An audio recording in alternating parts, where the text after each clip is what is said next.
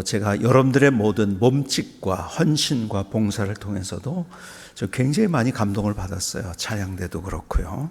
너무 감사하고 여러분들이 교회에서 하는 모든 것들 제가 안내를 한다든지 뭐려는 여러분들이 오가면서 제가 보면서 참 귀하게 사역을 한다 하는 것을 보면서 얼마나 참 감사한지요.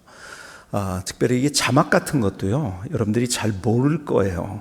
여러분, 새누리교회처럼 자막을 잘하는 데를 처음 봤어요, 제가. 왜 그러냐면요, 이게 막 박자가 왔다 갔다 하거든요. 근데 정말 이 뭐라고 그럴까요?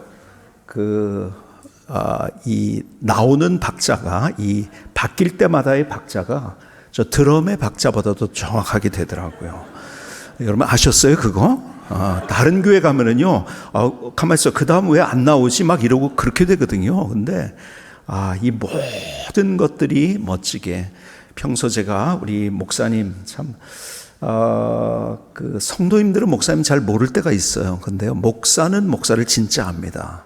왜냐하면 보이거든요. 근데, 귀한 목사님, 정말 여러분들이 귀한 목사님 모시고 신앙생활 하는데, 그렇기 때문에 이렇게 교회가 아름답게 세워졌구나 하는 것을 보면서 또 오늘 제가 하나님 앞에 감사를 드리고 또 오늘 함께 드리는 우리의 예배, 이것이 정말 주님의 임재를 경험하고 오늘 말씀 속에서도 하나님이 내게 무엇을 말씀하신가를 들을 수 있는, 하나님의 마음과 하나님의 심장을 깨달아 알 수 있는 귀한 시간이 될 수 있기를 주님의 이름으로 축복합니다. 제가 아주 굉장히 오래전에 책 한 권을 봤는데 재밌는 책이에요. 정신병원의 원장을 지낸 분이 자기 병원에 있었던 에피소드를 중심으로 해서 글을 썼더라고요. 그런데 그 내용 중에서 한 장면이 이런 것이 있어요. 한 환자가 들어왔어요. 이 환자는 어떤 환자냐면 새끼를 꼬는 환자예요. 뭐 아시죠? 옛날에 이제 뭐 다 없어졌지만요. 짚을 가지고서 새끼를 꼬는 환자예요. 얼마나 열심히 꼬냐면요, 밥을 먹으면 하는 일이 그것밖에 없어요. 그래서 여기가 다 부르트고 진물이 날 정도로 새끼만 꼬고 있어요. 가족들이 이제 입원을 시킨 거예요. 그러면서 한 일주일 후에 다른 환자가 하나가 들어왔는데 그 환자는 어떤 환자냐면 외란 질문을 하는 환자예요. 보면은 왜 안경 쓰셨나요? 왜 거기 앉았나요? 왜 밥 먹나요? 하여간 뭐든지 보면은 외란 질문을 하는 환자예요. 그런데 두 사람을 같은 병실에 넣게 됐어요. 어떤 일이 벌어졌을까요? 한 사람은 뭐로 하죠? 새끼를 꽈요. 한 사람은 뭐라고 질문할까요? 왜 새끼를 꼬니? 그렇죠? 뭐 우리가 뻔히 그것이 그림이 그려지죠. 그렇죠? 왜 새끼를 꼬니? 그러니까 대답을 합니다. 새끼를 꼬면서. 뭐라고 할까요? 갖다 팔려고. 그런 거예요? 그럼 다시 질문하겠죠. 뭐라고 질문하죠? 왜 갖다 파니? 그런 거예요. 그러니까 다시 질문합니다. 대답을 합니다. 뭐라고 대답할까요? 돈 벌려고. 다시 질문하겠죠. 뭐라고 질문하죠? 왜 돈 버니? 그렇죠? 뭐라고 대답할까요? 먹고 살려고. 이 사람은 먹고 사는데 관심이 없어요. 뭐라고 대답했는지 아세요? 집을 살려고. 아시죠? 집. 뭐예요? 하우스가 아니라 스로. 집. 볕단. 그렇죠? 다시 질문할게요. 뭐라고 질문할까요? 왜 집을 사니? 뭐라고 대답할까요? 새끼 꼴려고. 다시 뭐라고 질문해요? 왜 새끼 꼬니? 갖다 팔려고. 왜 갖다 파니? 돈 벌려고. 왜 돈을 버니? 집을 살려고. 잘 만났죠. 천생연분이에요. 둘은 만나면은 이제는 할 일이 생긴 거예요. 그렇게 일주일이 지나고 2주일이 지나고 그 겨울을 그렇게 지나간 거예요. 그러다가 따뜻한 봄날이 됐어요. 여러분, 한국의 추위 여러분이 경험한 적 있죠? 근데 우리가 난방이 잘 안 될 때 봄이 되면요, 그 따뜻한 양지가 얼마나 좋았나요? 이제 뭐 그런 경험들을 저의 세대 이상 분들은 많이 느끼셨을 텐데요. 따뜻한 양지에 담벼락에 앉았어요. 따뜻하죠? 밥을 먹고. 한 사람은 새끼를 꼽니다. 한 사람은 뭐라고 질문할까요? 왜 새끼를 꼬니? 하는 그 순간에 이 새끼를 꼬는 환자가 내가 왜 새끼를 꼬고 있지? 생각을 한 거예요. 그리고 자기 자신을 바라보기 시작한 거예요. 그리고 이 환자가 정상이 돼서 퇴원을 했다는 이야기가 기록이 되어 있어요. 그 책에.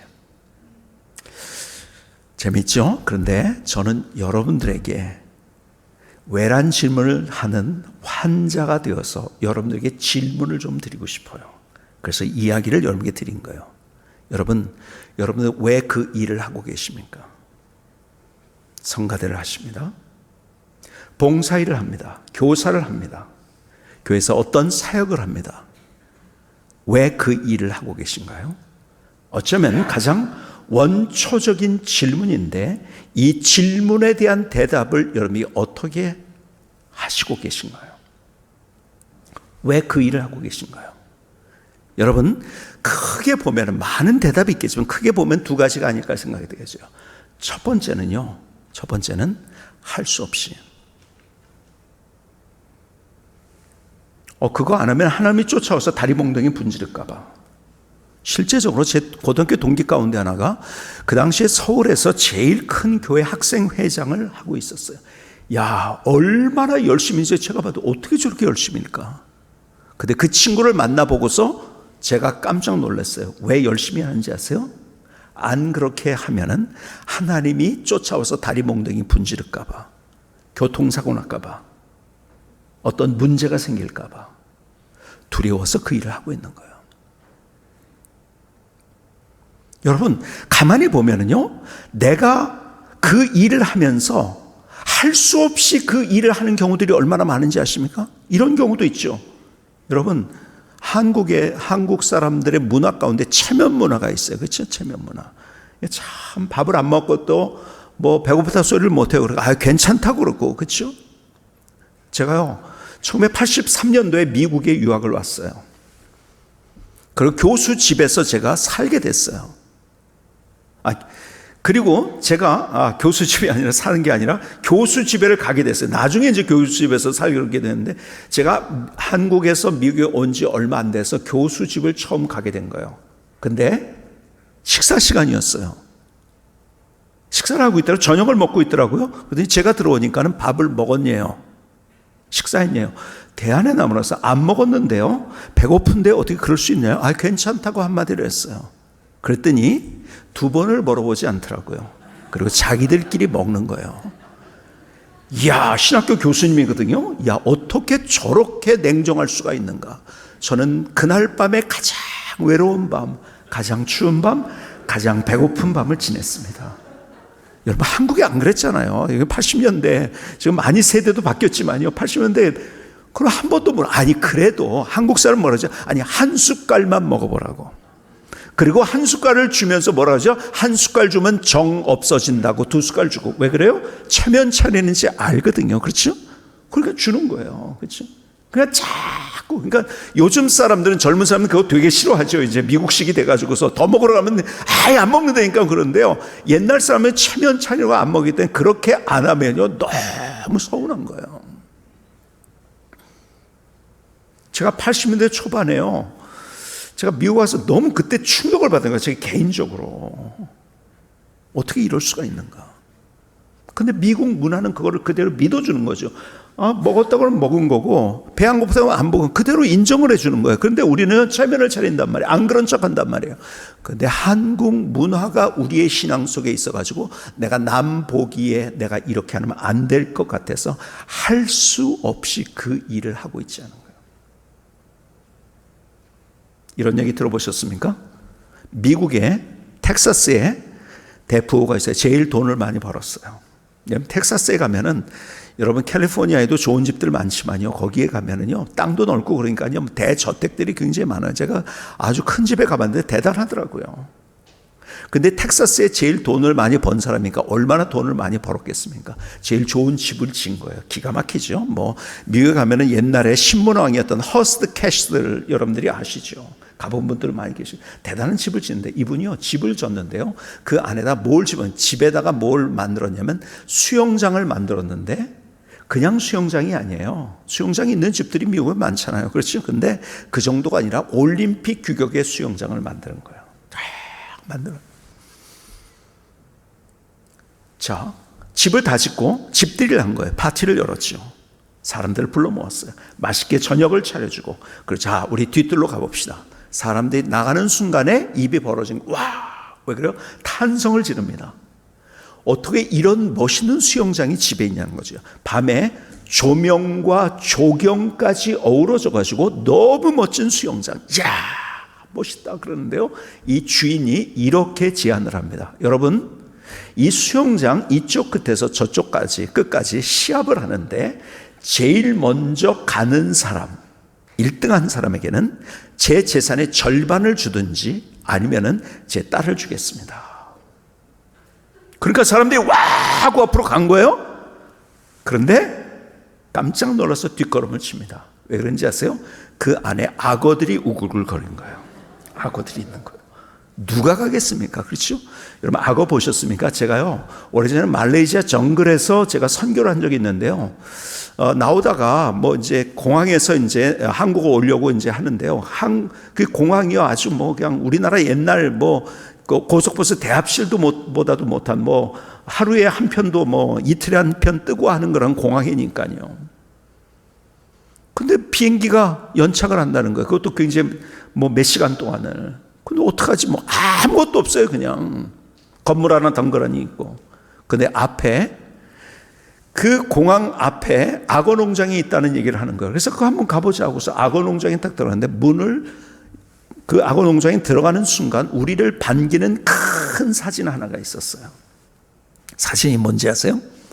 그 사진은 10대 소년 하나가 악어에 물린 거예요. 악어가 다 그냥 삼켜버렸어요. 그 10대 소년을 삼킨 악어를 잡아가지고 입부터 시작해서 그것을 찢으면서 그 아이를 꺼내는 장면을 사진을 찍어놓은 거예요. 이야, 너무 기가 막힌 사진. 요즘은 그런 사진 못할 거예요. 아주 옛날이니까요, 그것이. 90년대 초반이었는데, 91년도인가요? 여러분, 그냥 악어는 한 번에 먹습니다, 그냥. 근데 누가 거길 들어가겠습니까?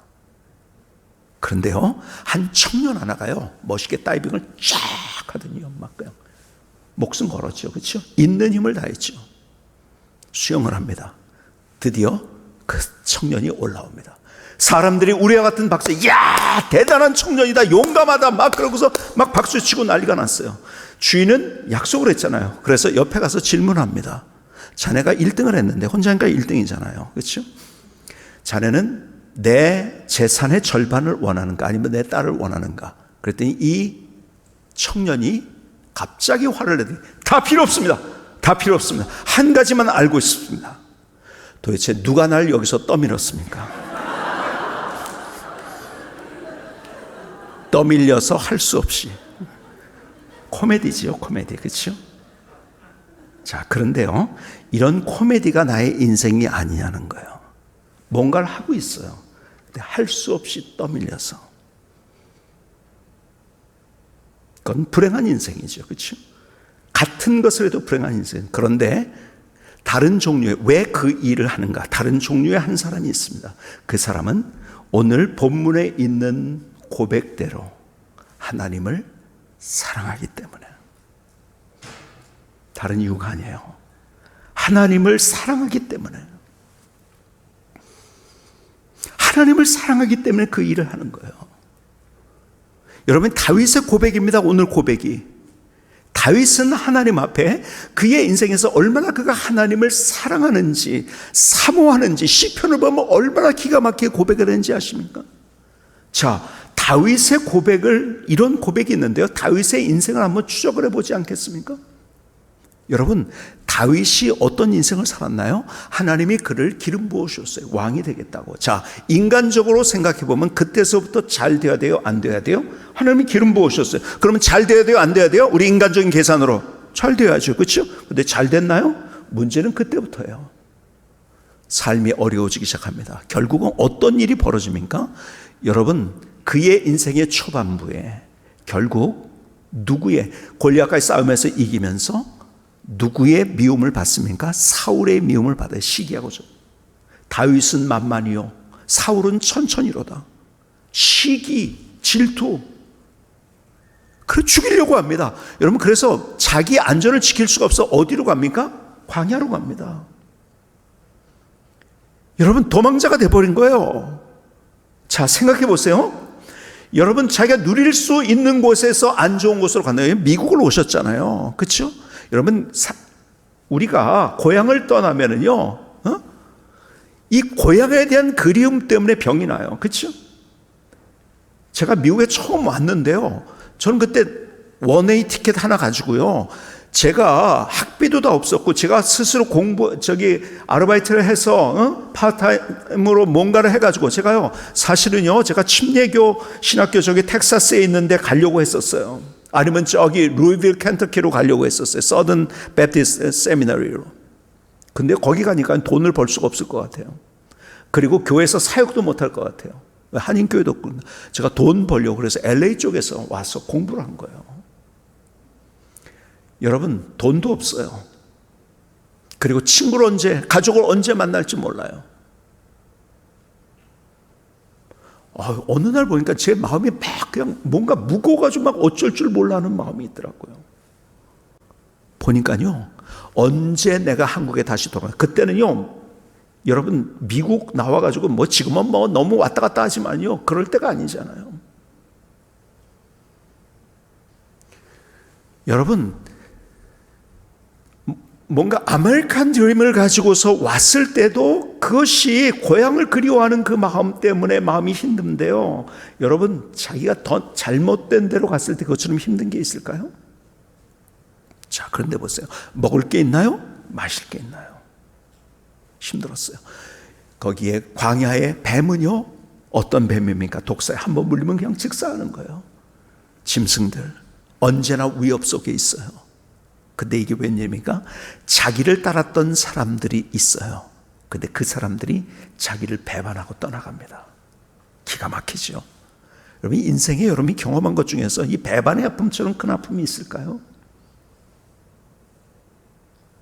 누군가에 의해서 손가락질을 당하면은 그것보다는 참을 수 있는데, 배반을 당했다는 것은 너무 힘들어요. 배반을 당했어요. 여러분, 결국은요, 자기의 안전을 지킬 수가 없어 어느 지경까지 갔죠? 성경에서 본 대로 블레셋으로 도망을 갔어요. 그 다윗이라는 걸 알아보게 된 거예요. 자기의 신분을 숨기고 자기가 죽지 않으려고 어떻게 합니까? 미친 채를 합니다. 수염에 침을 발라가면서 미친 채를 해요. 여러분, 살기 위해서 미친 채를 했어요. 이 상황 이해할 수 있겠습니까? 여러분, 누구보다도 가장 깊은 절망의 골짜기에 빠져 있는 거예요. 그의 표현대로 늪에 들어간 거예요. 한 발짝 나오려고 하는데 더 깊이 들어간 늪 속에서 허우적거리는 그의 인생. 여러분, 그의 인생이 쉽지 않은 인생이었어요. 그럼에도 불구하고 그의 하나님을 향한 고백, 오늘 본문의 고백. 하나님, 그래도 난 하나님을 사랑합니다. 하나님, 그래도 난 하나님을 사랑합니다.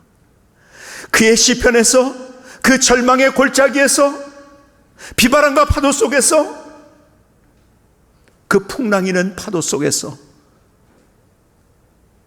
그럼에도 불구하고 그가 하나님을 향해서 고백했던 그 고백, 하나님을 사모하며, 하나님, 그래도 하나님 하나님 사랑합니다. 결국 하나님께서 그의 인생을 멋지게 세우셨고, 여러분, 그는 육적이나 영적이나, 여러분, 예수님께서 오실 때 어떻게 오셨어요? 다윗의 왕 후손으로 오셨어요. 기가 막힌 하나님의 은혜와 축복을 경험한 사람이 됐어요. 왜 그럴까요? 여러분, 환경에 흔들리지 않았어요. 사람에게 흔들리지 않았어요. 그는 언제나 하나님 앞에 이런 고백을 했던 거예요. 하나님, 그래도 난 하나님을 사랑합니다. 그리고 성경에 다윗에 대해서 제일 기가 막힌 표현을 했어요. 다윗이 누구인가를 표현하면서 내 마음에 합한 자다. 내 마음에 합한 자다. 여러분, 그 일을 정말 하나님을 사랑하시기 때문에 하고 계신가요? 오늘 여러분들하고요, 제가 사랑의 이야기를 나누려고 해요. 여러분, 대중가요나 아니면 모든 소설과 영화와 모든 것의 대부분의 주제는 다 사랑이에요. 오늘 그 사랑 얘기를 하려고 그래요. 자, 그런데요, 다시 질문을 드릴까요? 그러면 사랑이 뭐죠? 사랑이 뭐예요? 여러분, 사랑을 아는 것 같지만 사람들이 사랑이 뭔지를 모르고 있어요. 사랑이 뭐예요? 사랑이 뭐냐고 물으신다면 눈물의 씨앗이라고 대답하시겠습니까? 사랑이 뭐예요? 여러분, 아는 것 같은데 제일 모르는 게 뭔지 아세요? 사랑이에요. 자, 한번 생각해 볼까요? 우리가 한국말로 사랑한다는 말과 제일 비슷한 단어 뭐가 있죠? 사랑한다? 좋아한다. 진짜 비슷한 말일까요? 아니에요. 결론부터 말씀드립니다. 비슷한 말이 아니에요. 반대말입니다. 왜 반대말인지 아세요? 고양이가 쥐를 어떻게 하죠? 고양이가 쥐를 좋아해요. 좋아하는 건 뭐죠? 내 욕구 때문에 상대를 선호하는 거예요. 내가 행복해지기 위해서 상대를 선호하는 거예요. 그러니까 찢기든 상하든 피가 나든 그건 상관이 없는 거예요. 그건 좋아하는 거예요. 사랑은 뭐죠? 반대예요. 내가 찢기고 내가 사랑하고 내가 찢기고 내가 당한다 할지라도 상대에게 모든 것을 해줄 수 있는 것이 사랑인 거예요. 반대입니다. 그러니까 결혼을 하면서도요, 왜 사랑했는데 왜 그렇게 헤어지고 갈등하고 문제가 생기는지 아세요? 사랑이 뭔지를 몰라요. 사랑을 계약이라고 생각해요. 내가 이렇게 해줬으니까 너도 이렇게 해줘. 나는 이렇게 해줬는데 당신은 왜 나한테 이렇게 안 해줘? 그건 사랑 아니죠. 거래죠, 그거는. 그래서 결혼할 때 사람들이 왜 결혼하는지 아세요? 결혼한 이유는요, 안 보면 죽을 것 같아서 결혼합니다. 그런데 몇 년 살고 나면은 반대로 됩니다. 보면 죽을 것 같대요. 사랑이 뭔지를 모르는 거예요. 좋아하고 있으면서 사랑한다고. 저 사람을 통해서 내가 이것이 채워질 것이라는 것을 기대하고 결혼한 거예요. 그건 사랑한 게 아니에요. 좋아한 거지. 그 기대가 채워지지 않으니까 화가 나는 거예요. 그러니까요, 막 결혼할 때는요, 막 내가 사랑하는 것 같았어요. 왜 그러면 이 얼굴에 점 하나가 있는데 그게 그냥 복점이에요. 그냥, 야, 어떻게 저렇게 멋진 점이 있을까? 살다 보면 점이 저기 왜 있지? 그렇게 변합니다. 그러다가 결국은 점만 보면 화가 난대요. 왜 그런지 아세요? 좋아해서 그런 거예요. 사랑하지 않고. 주님께서 우리를 위해서 목숨까지 다 주셨어요. 그렇죠? 그분이 우리를 사랑하셔서 참 하나님은 사랑이세요. 근데 그 사랑을 모르는 거예요. 그러니까 주님께서 우리에게 이런 말씀을 하시잖아요. 너희들 사랑 모른다는 거예요. 그렇기 때문에 내가 너희를 사랑한 것 같이 사랑하라고 말씀해요. 자, 그런데 보세요.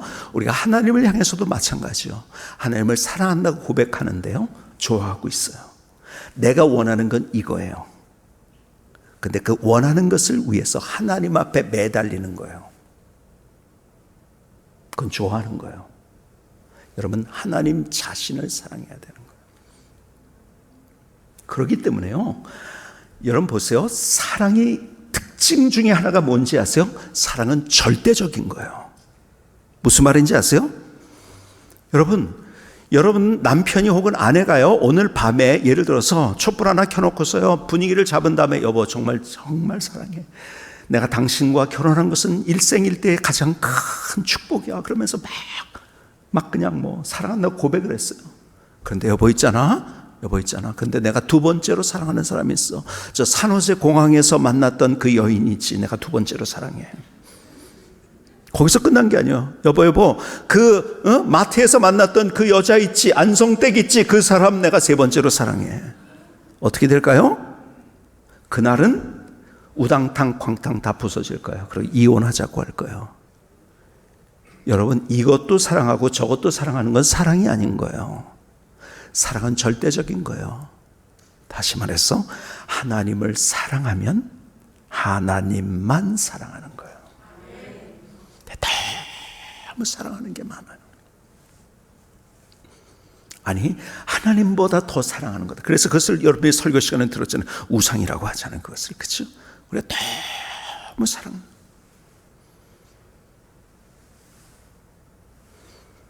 여러분, 사랑의 정말 중요한 특징이 있다면 뭔지 아세요? 사랑은 목숨을 거는 거예요.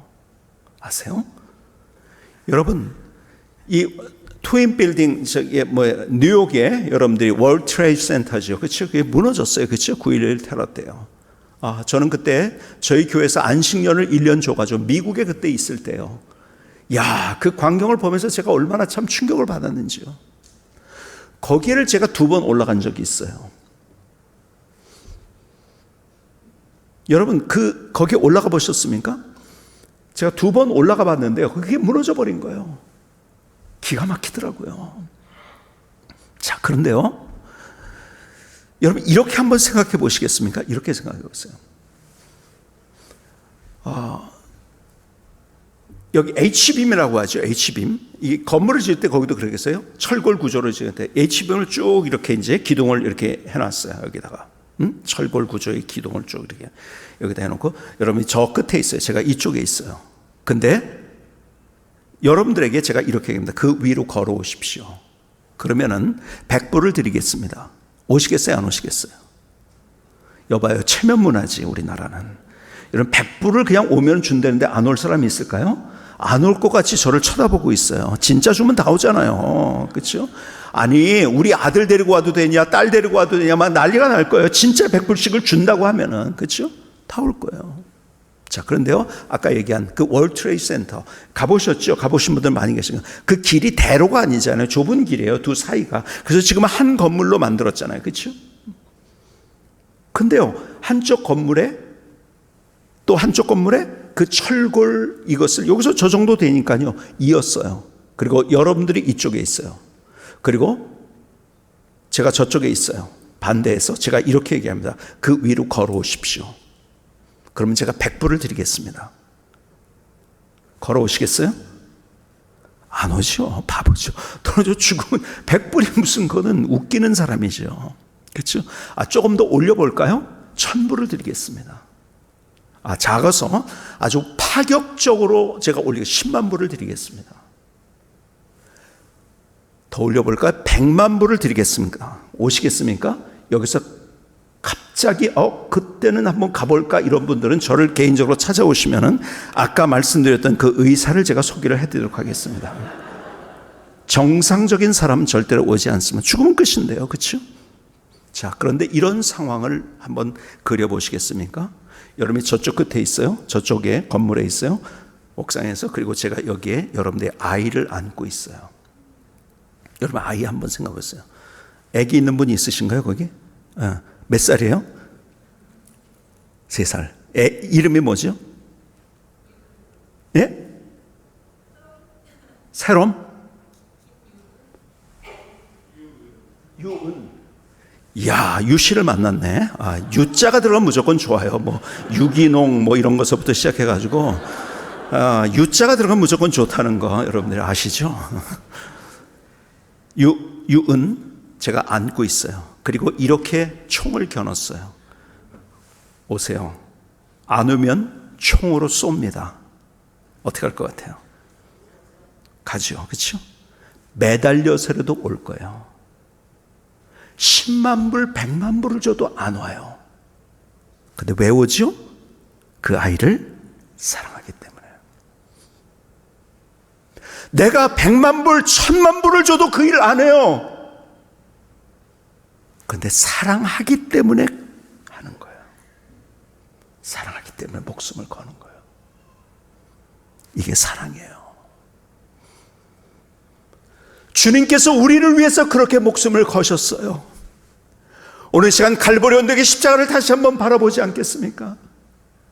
가시에, 그 가시관을 머리에 씌웠어요. 사람들이요. 얼마나 아프셨을까요? 여러분, 그 가시가 어떤 가시인지 아세요? 여러분, 장미가시 같은 게 가시가 아니에요. 사막의 가시는요, 손가락 길이만한 아주 두꺼운.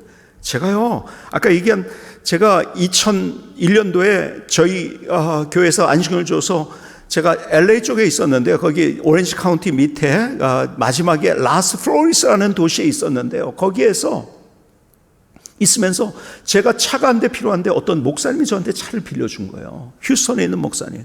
그래서 제가 마지막 그 차를 이제 한국 가기 위해서 돌려주기 위해서 2박 3일을 운전해서 제가 휴스턴으로 그 차를 몰고 가는 거예요. 가는데요, 여러분 아시죠? 텍사스 사막 이런 데를 지나는데요, 뭐 아무것도 없잖아요. 근데 뭐 이렇게 막 그냥 뭐 이렇게 뭔가 나뭇가지 같은 것들이 막 날아다니고 막 이제 그것이 동그랗게 어떻게 돼가지고 날아다니고 하더라고요. 뭐 차랑 부딪히고 막 그랬죠.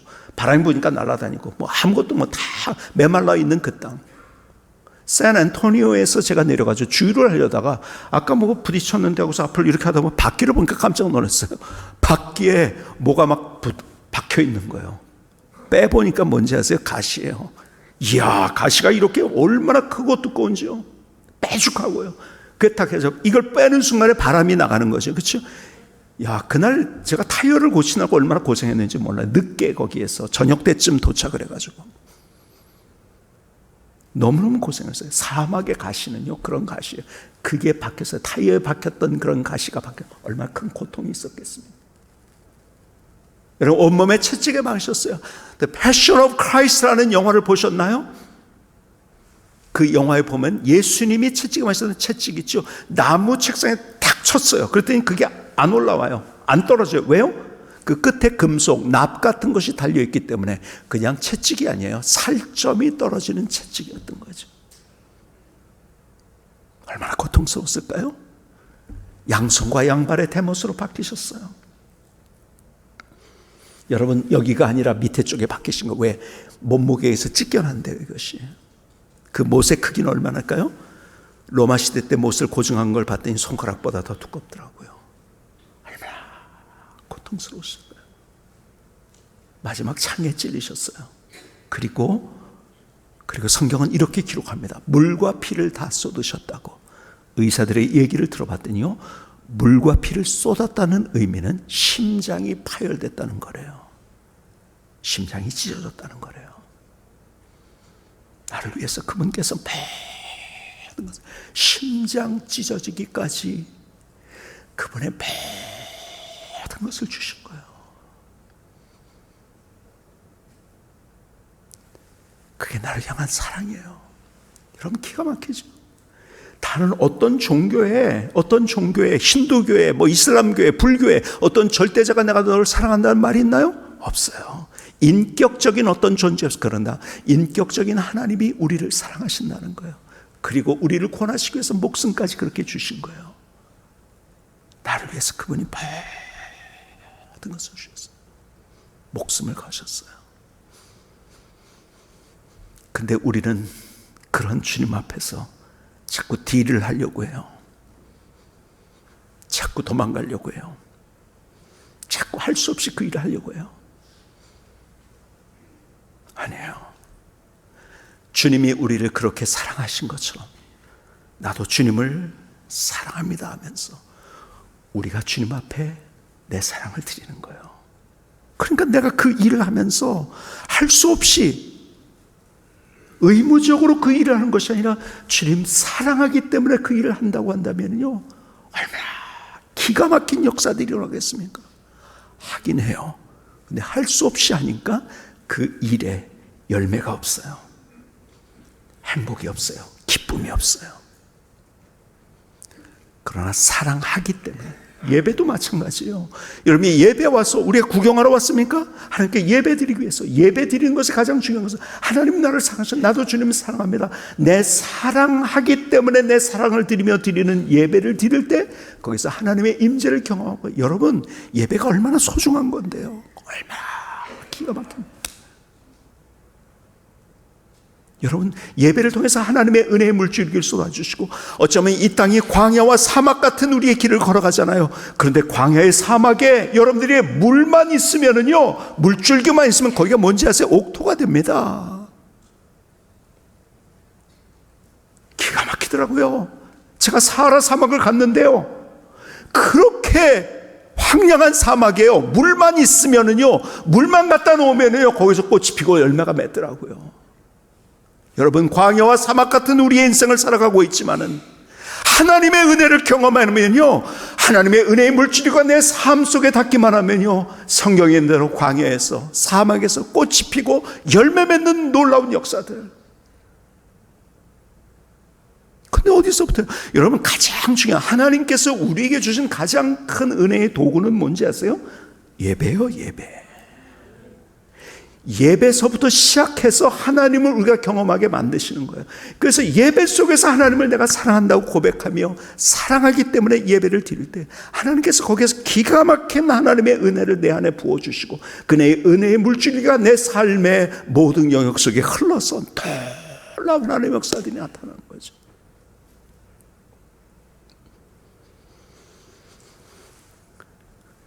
저는 고등학교 때 가장 친했던 친구 이야기를 여러분에게 드리면서 오늘의 이야기를 마치려고 해요. 그 친구는 저의 인생을 뒤바꿔 놨던 친구예요. 변성찬이라는 친구. 제가 앞서 여러분에게 말씀드렸을 때, 어저께도 제가 고등학교 때 어디요? 군대를 어떻게 갔는지를 여러분에게 말씀드렸어요. 저는 30살에 목사 안수를 받고 결혼하고 아이가 하나 있는 상태에서 사병으로 갔어요. 왜 그렇게 갔는지를 또 제가 반복적으로 말씀드리기는 힘들고요. 너무 기가 막힌 일들을 경험했죠. 정말 제 인생 하나님께서 거기서 훈련시키셨어요, 진짜. 자, 그런데요, 제가 자대 배치를 받고서 그렇게 힘들고 고참들에 의해서 내가 정말 인격적인 모독을 당하고 맞기도 하고 얼차를 받고 막 이러고 있는데 한 이틀 지났을까요? 저한테 전화가 온 거예요. 그 당시에는 사병들에게 전화 오는 게 없었어요. 어디서 전화가 왔지? 받아보니까요, 제 고등학교 때 친구인 거예요. 깜짝 놀랐어요. 이 친구는요, 우리 학교 다닐 때 참 똑똑하기도 했고 남자다웠고요, 목소리 넘어서 구령 앞에서, 우리 그 당시에는 학독도관이라고 했잖아요. 그래서 전두환 정권 시절이니까요. 그래서 연대장이라고 하고 학생회장이죠. 같이 학생회 활동을 하면서 가장 친했던 친구, 방과 후에 항상 만나가지고 함께 했던 친구니까 너무 친했던 친구. 근데 10년 동안 헤어져 있었어요. 그 친구는 군에 있었고 제가 미국으로 왔었고 그 다음에 목회를 하면서 서로 연락이 끊겼어요. 10년 동안을. 그런데 깜짝 놀랐어요. 그 친구한테 전화가 온 거예요. 그 친구 계급이 뭘 것 같아요? 예? 어저께 온 분들은 아시죠? 소령이에요. 저는 뭐요? 짝대기 하나 무시하지 마시기 바랍니다. 무등병대는 별이 부러운 것이 아니라 짝대기 하나가 제일 부럽습니다. 야, 이게 인생에 어떻게 이런. 그 친구가 근데 어느 부대에 있어요? 저희 부대에 있는 거예요. 그 수백 개의 수천 개 있는지 모르겠어요. 그 부대 중에서 우리 부대에 그 친구가 있는 거예요. 사단장 비서실장을 하고 있는 거예요. 야, 어떻게 이렇게 만날 수가 있는가. 오늘 낮에 일부 예배 때 제가 60명 내보안의 사람들을 전도한 얘기를 제가 드렸어요. 그 친구가 물론 전도를 했죠. 교회를 안 다녔으니까요. 인사치료로는 교회를 왔어요. 근데요, 교회 나올 이유가 없어요. 그 친구는. 왜 그런지 아세요? 교회 나와서 시간을 허비할 이유가 없어요. 육사 자기 동기들 중에서 그 친구는 1등이었고 수석이었고 항상 잘 나갔고, 그 당시에 저희 교회 참모장님이 계신데요. 나중에 그분이 저희 교회 집사님이 되셨는데요. 그 참모장님이 하는 얘기가 뭐냐면, 이 친구, 제 동기 변성찬인 친구한테 미션을 하나 주면은요, 보통 자기 생각에 80점, 90점이면 너무 잘했다고 얘기를 한대요. 그런데 자기 생각을 뛰어넘는 이 친구는 110점, 120점을 가져온대요. 정말 비상했던 친구였었어요. 교회 나올 이유가 뭐 있어요? 자기는 특차로 진급하고 제일 동기들 잘 나가는데요. 인사치료 교회는 왔지만 교회 안 다니죠. 그러고서 저도 제대를 하고 그 친구도 이제 다른 부대로 가면서 헤어졌죠. 근데 제가 일산 쪽에 목회를 하는데 일산 쪽에 구사단이 있거든요. 굉장히 오래전 얘기죠. 중령으로 진급해서 수색 대대장으로 나온 거예요. 저한테 전화가 왔어요. 자기 가까이 왔다고. 그래서 서로 바쁘고, 저도 목회하느라고 바쁘고, 그 친구도 맨날 작전 짠다고 밤새고 그러면서 바쁘고 서로 못 만났어요.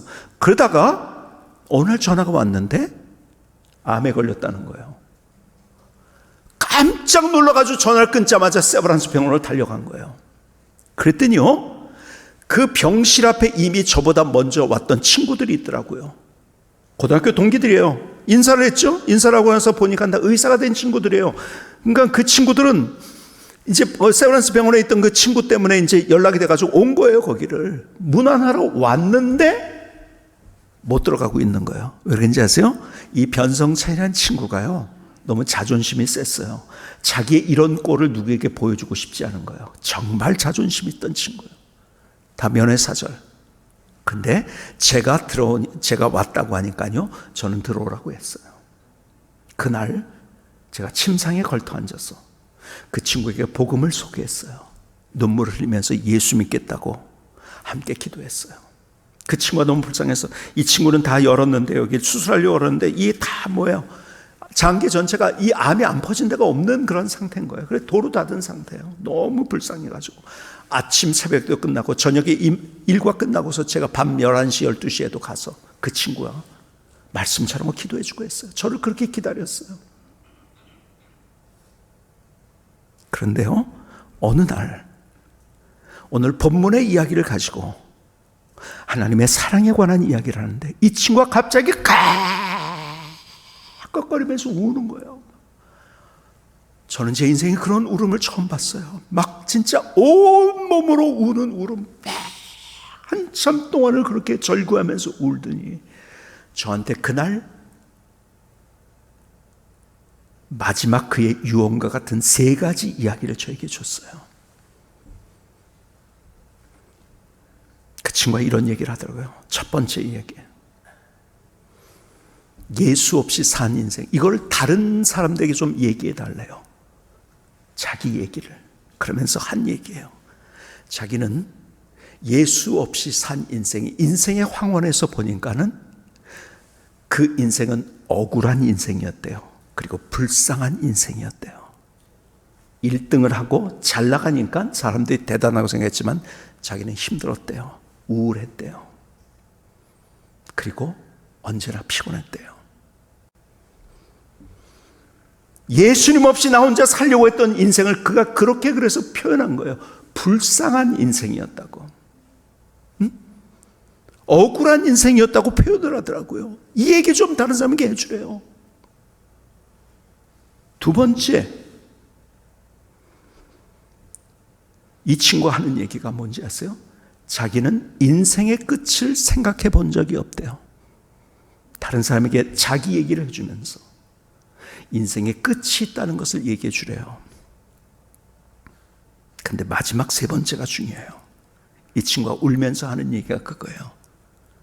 하나님이 나를 그렇게 사랑하셨는데, 그래서 내가 얼마 후에 이제 그 주님을 만나뵐 텐데, 천국에서 만나볼 텐데, 내가 하나님을 그렇게 나를 위해서 목숨 걸고 나를 사랑하셨는데, 나는 하나님을 사랑한다고 하면서 사랑하기 때문에 손을 움직여보지 못하고, 사랑하기 때문에 발을 움직여보지 못하고, 그리고 사랑하기 때문에 몸을 움직여보지 못한 채로 죽는다는 것이 너무, 자기가 하나님 앞에 볼 면목이 없다는 거예요. 그래서 사람들에게 이 얘기해 주라고. 하나님을 사랑하기 때문에 손을 움직이고, 하나님을 사랑하기 때문에 몸을 움직이고, 하나님을 사랑하기 때문에 발을 움직이라고 울면서. 그런데 그날 둘이 붙들고서 얼마나 울었는지요. 침상이 다젖도록 함께 울었어요. 그리고 그 주간에 토요일이었어요. 이 친구가 저를 급하게 찾는다는 전갈이 와서 달려갔죠. 저를 찾은 지 2시간 만에 도착했더라고요. 근데 이미 이 친구는 의식이 없어요. 침대를 높이 올려놨더라고요. 그리고 얼굴만 놔두고 다 덮어놨어요. 흰 천으로. 그리고 기계에 의해서 뇌파가 움직이고 심장이 뛴다는 것만 보인 거예요. 의식은 없고. 마지막 임종 예배를 드렸죠. 그런데요, 옆으로 이렇게 눈물이 흐르더라고요. 예배를 드리는 중간에 계속해서 수도꼭지 틀어놓은 것처럼 눈물을 줄줄줄 흘리더라고요. 여러분 의식이 없는 분들에게 함부로 얘기하지 마시기 바랍니다. 다 듣습니다. 마지막까지 살아있는 감각이 듣는 거예요. 그렇게 울더라고요. 그러면서 마지막 예수님의 이름으로 기도합니다 하면서 예배를 끝내는데 동시적으로 움직이던 뇌파가 정지하고 그리고 심장이 정지했어요. 거기에 한 10명 정도의 사람들이 있었는데 둘러서서 저것 보라고, 천사와 같은 얼굴하고 천국 같다고. 그 친구는 그렇게 하늘나라에 갔어요. 그리고 마지막 구사단에서 제가 그 친구와 특별한 관계가 있기 때문에 구사단 장으로 치렀지만 제가 모든 장례의 절차를 다 인도하고, 그 다음에 대전에 있는 현충원에 이제 마지막, 이제 그 뭐라고 하죠? 일주일 동안에 같이 이제 군인들이나 이런 사람들 현충원에 들어서 모아가지고 거기에서 이제 특별한 예식을 행하는 거예요. 그래서 거기를 갔어요. 거기서 예배를 또 드렸어요. 그리고 올라오는 중에 하나님 앞에 이런 기도를 드렸어요. 하나님, 조금만 천천히 데려가시죠. 괜찮은 친구였는데 왜 이렇게 빨리 데려가셨나요? 제가 하나님 앞에 정말 뭐라고 그럴까요? 따지는 듯한 그런 기도를 드리고 있었어요. 혼자 운전하면서. 그때 하나님께서 저에게 전광석화 같은 음성을 주신 거예요. 바로 그 친구를 통해서 너의 인생에 가장 강력한 메시지를 준 거다. 그 친구의 마지막 절규처럼 내가 너를 목사로 불러주었는데 다른 이유 때문이 아니라 나를 사랑하기 때문에 그 일을 하지 않겠냐. 하나님, 그러네요. 하나님, 그 친구를 통해서 제 인생에 가장 강력한 메시지를 주셨네요. 하나님, 주님 사랑하기 때문에 내가 이 일을 하겠습니다. 얼마나 눈물이 흐르는지요. 제가 운전할 수가 없어서 갓길에 세우는 거예요. 그리고 한참 기도하다 다시 가다가 다시 하나님께서 또 저에게 또 강력하게 또 말씀하시는 거예요. 바로 그 친구를 통해서 내 인생에 가장 강력한 메시지를 주었다. 그 친구의 마지막 절규처럼 내가 나를 사랑하기 때문에 그 일을 하지 않겠냐. 내가 너를 목사로 불러주었는데. 그러네요. 또 막 눈물이 나는데요. 막 어떻게 할 수가 없어. 주체할 수 없어. 옆에 놓고 차를 옆에 세우고 다시 기도하고 그리고 서울까지 왔어요. 그 친구가 저의 인생을 뒤바꿔놨어요. 완전히 뒤바꿔놨어요. 그때서부터 하나님 앞에 나의 매일의 고백이 주님 사랑합니다가 시작된 거예요. 아침에 일어나서 피곤하죠? 그래도 하나님, 그래도 나 하나님 사랑합니다. 저녁에 마지막 잠을 자면 하나님 사랑합니다. 휴대폰이 생기면서 거기에 알람을 해놓을 수 있어서 매 시간마다 제가 알람을 해놨어요. 그러면 진동이 울리도록 했어요. 다른 사람 모르죠? 대화 중에도 걸어가다가도 하나님 사랑합니다. 언제나 나의 고백이 주님 사랑합니다요. 여러분, 하나님이 우리가 기계적인 관계로 만나고 싶지 않아 하세요.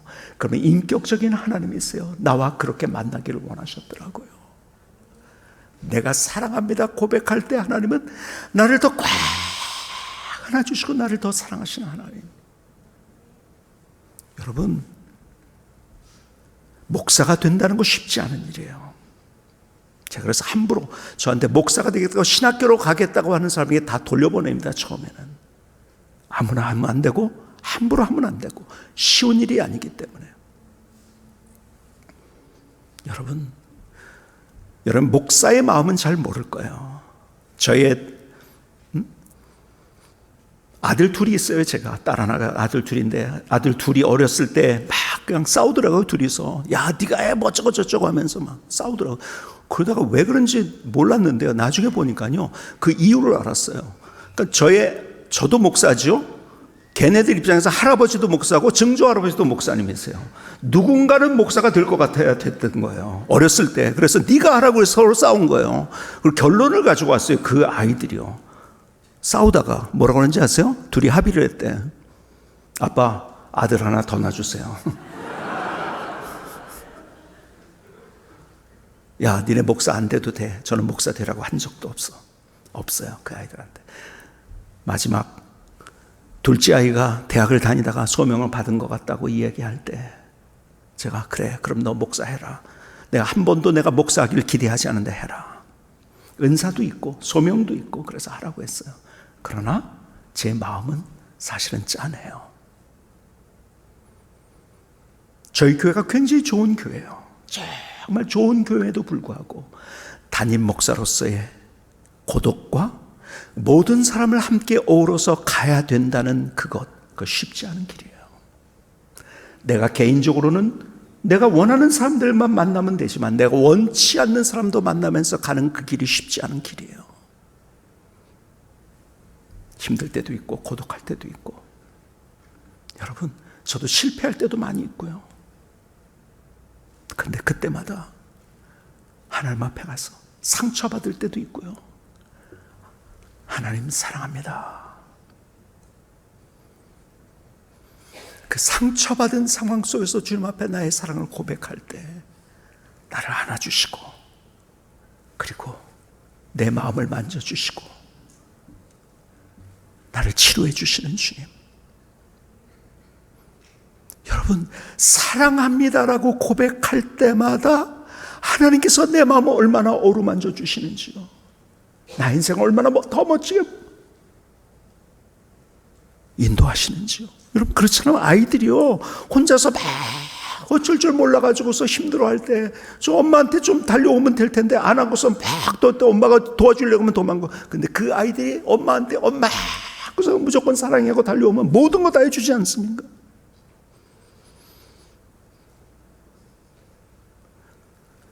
여러분, 다른 거 다 잊어버려도 돼요. 다른 거 다 잊어버려도 사랑은 잊어버리면 안 돼요. 하나님이 나를 사랑하셨다는 사실, 그리고 하나님은 나와 사랑으로 교제하고 싶어 한다는 사실, 내가 주님을 사랑하기 때문에 내가 그 일을 하겠습니다. 그래서 읊조리는 찬양, 여러분의 찬양이 가장 쉬운 찬양이, 가장 좋은 찬양으로 저는 생각해요. 같이 묵상하면서 했어요. 주님 사랑해요,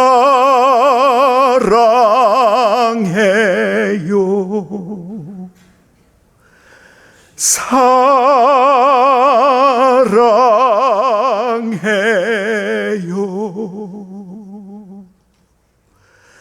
사랑해요,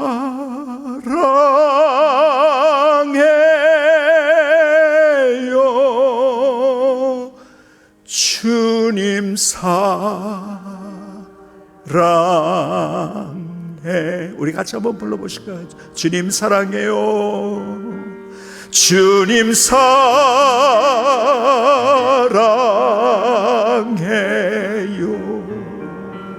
사랑해요, 사랑해요.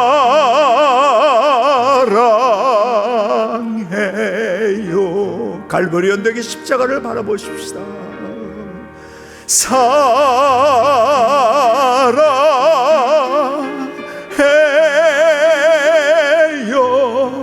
주님 사랑. 우리 다시 한번 주님 사랑해요, 주님 사랑해요,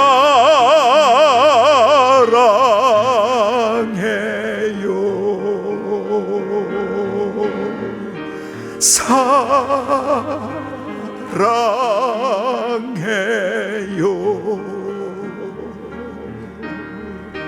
사랑해요,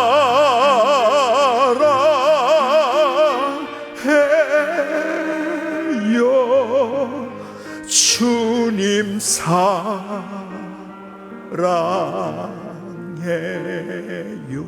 주님 사랑해요, 주님 사랑해, 주님 사랑해요,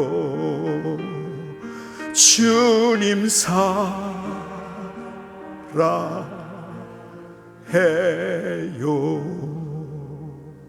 기도하시겠습니다. 하나님, 가장 중요한 것을 잃어버린 채 살았습니다. 십자가의 사랑이 무엇인지 그 감격을 잃어버렸습니다. 주님 앞에 사랑합니다 하며 달려가야 할 텐데 어정쩡하게 주님 앞에 있었던 나의 모습을 내려놓습니다. 오늘 나의 진정한 고백을 주님 앞에 드립니다. 주님 사랑합니다. 주님 사랑합니다. 오늘 나의 고백을 받아주시옵소서. 예수님의 이름으로 기도하였습니다. 아멘.